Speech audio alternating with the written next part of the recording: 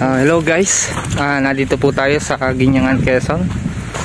So dito po yung may binebenta na Subdivide Beach po.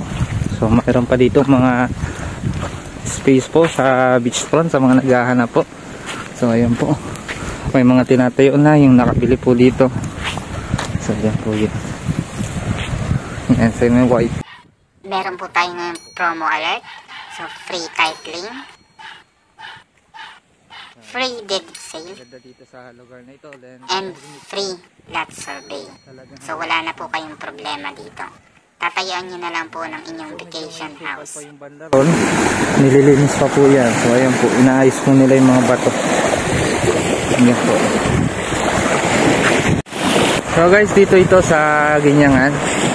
Ito yung kanyang beachfront. So malawak pa ito. Nandiyan pa.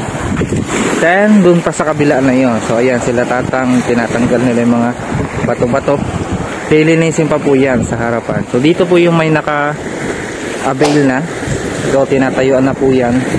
Kasunod na po yan. Pag nilinis po dyan ay maganda na din po yan. Kagaya po nitong lugar na ito. Itong pwesto. So may mga bakante pa po ito sa beachfront. Pwede pa po tayo mag-cut. So paunahan na lang din po kasi medyo marami na pong nakakatukoy at pinupunta na din po itong lugar na ito. Kasi bihira na din po yung ganitong mga beachfront. So ayan po, white sand po. Kasi yung white sand, hanggang dun pa po yan, malawak po yan. So ayan po yung kanyang taim. So ganda po ng tubig ngayon. So sa bayan po ay simula lang po sa bayan, nasa 20 minutes lang po ang drive. Sa town proper na po ng Ginyangan yun, papusok po dito. So mayroon na din naman po dito source ng kuryente. So ayan po, mayroon na dong tinatayong bahay doon. Napakarami pa po nitong mga niyugan, kaya talagang relaxing at makulimlim po dito sa lugar na ito. Ayan po. Yan po yung pang lilinisin pa po. Doon pa po iyan. So na ayan po. So pinapagawa na dito yung unang naka-avail ng property. So ayan po, sobrang daming niyog po niya. So kung ano na po yung masakop ng ikinat nyo, inyo na po yun. Kung ano mga puno nyo, kayo na pong bahala kung papaputol nyo po ba o mag-i-stay lang. Kaya napakarami pong niyugan. Flatland po ito, kaya kagandahan po siya. Rectangle po ang cut. So ang magiging sukat po ng inyong shoreline sa beachfront nyo po ay nasa 15 meters po. 10 to 15 meters po yung cut nya na 500 square meter po, pa-rectangle po yan. So ito'y daan na din po niya. So yan po, napakaganda po dito sa lugar na ito.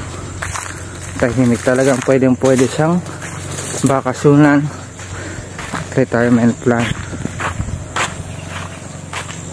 So tingnan po natin yung ginagawa pa ng mga mga kubo-kubo.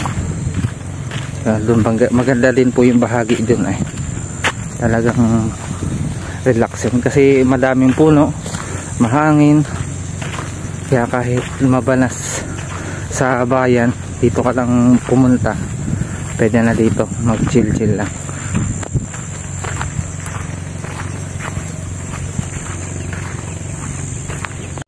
So ayan po yung ating beachfront. So napakaganda po, ganda ng tubig ngayon. So dito po ito sa Ginyangan, Quezon. Subdivide po ito binebenta. Pwede po ang mag-cut ng 500 square meter sa halagang 750k po.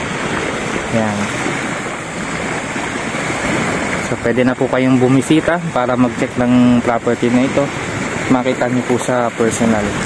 At makapagpa-reserve na po kayo ng inyong lote kung saan part po yung gusto ninyo po dyan. So mahaba po ang shoreline po nito. Simula pa doon sa dulo doon hanggang doon pa sa kabila. So itong nakabili dito, pinalinis niya na itong nasa harapan niya. Pinapatanggal na yung mga ilang bato na doon. Ayun yung mga kasunod po, doon na ang kasunod na target po. So guys, na ayan po yung ating beachfront po. So simula dyan, ayan, Diretso yan.